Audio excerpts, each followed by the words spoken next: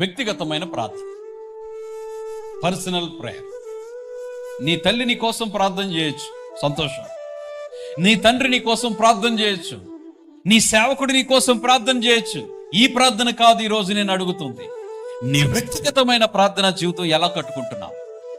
నీ వ్యక్తిగతమైన ప్రార్థన జీవితం అగ్నిని దింపే అనుభవంలో ఉందా, లేకపోతే పాఠం అప్పగించే అనుభవంలో ఉందా? మాట్లాడమంటే గొప్పగా మాట్లాడగలవు, ప్రార్థించమంటే బుస్ ప్రార్థించలేని వారు.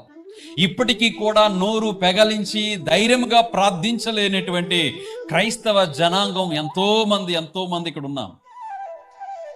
నేను సడన్గా ఒక పేరు చెప్పి ప్రార్థించండి అంటే, పాస్టర్ గారు స్టోన్ బాగాలేదు. దేనికి స్టోన్ బాగాలేదు? నేనే పాట పాడమన్నానా?